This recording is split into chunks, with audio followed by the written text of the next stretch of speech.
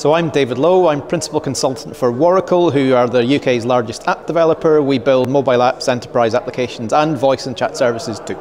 So my presentation today was called The Good, the Bad and the Ugly, to do with voice and conversation. It's based on 7, 8, possibly 10 years of building these things and getting them wrong. I tried to give people a bit of a flavour on the things that I've done in the past, and especially going back to days when this was harder and platforms like Alexa and Cortana, Google Assistant didn't exist, where you had to build things yourself and before people really knew what to do with them. So I tried to get across to people that there are certain things that work, certain things that don't, certain things that are hard, but that you should never stop trying, because some of the stuff we do has roots in the 1950s, going back to IBM trying to make voice-driven typewriters and calculators and things like that, and we're still that far away from really knowing what's going to work. So it was just a bit of fun to tell the audience some history on things that have happened and some that haven't, and it seemed to go down well given some of the questions we got afterwards.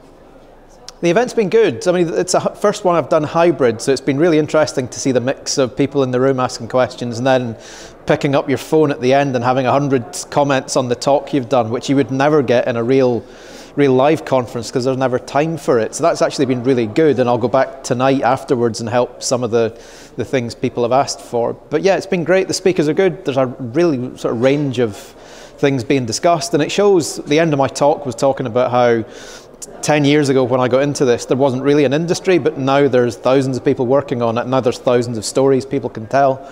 And there's lots of people being employed and money invested. And I think the conference reflects that, given the variety and the number of speakers over the 2 days. So it reflects well both on the conference and the industry it's representing. Hi, my name is Jeff Dalton. I'm an assistant professor at the University of Glasgow. I'm also a Turing AI fellow. My research is about the future of conversational assistants, how they can understand the world, and how they can help us to do our jobs and make our lives better. So my presentation today was about the future of assistants, how we're going to build the future, get from where we are today with the Google Assistant or the Alexa device, to get where we're going to be going to have much more capable assistants that can understand us, that are proactive and multimodal, that know us and know the world in a much deeper and rich way. The event today of the European Chatbot Summit was fantastic. It was my first time coming, and I was really impressed with the quality of the talks, the diversity of the speakers, and the overall experience. It was fantastic. I'm Mike McTeer. I'm from Ulster University in Northern Ireland.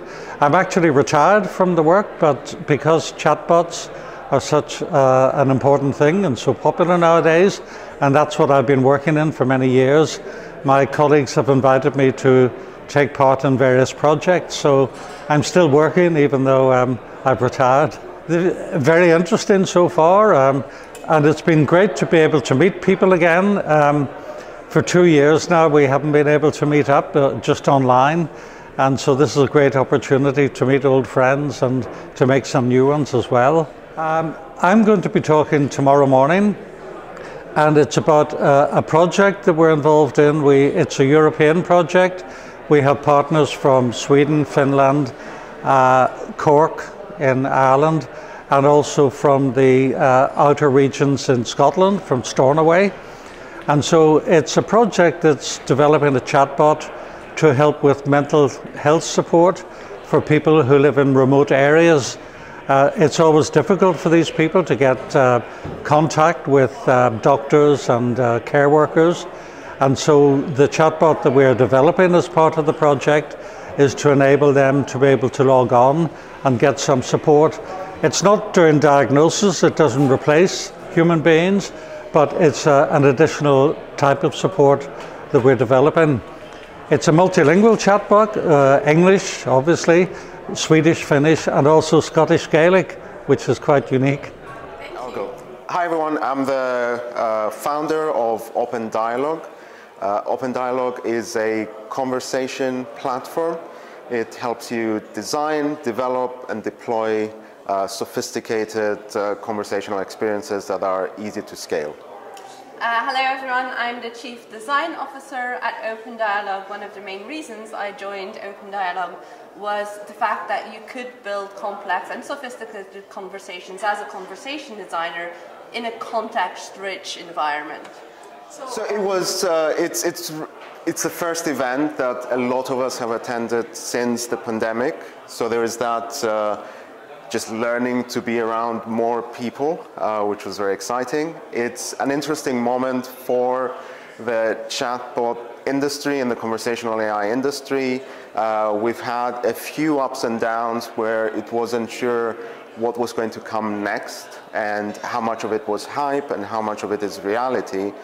And now we're out of that period into a space where conversational AI is here to stay, the value is clear, and you are building for scalability and building for really deploying conversational applications that are going to be long-term solutions and not just experiments.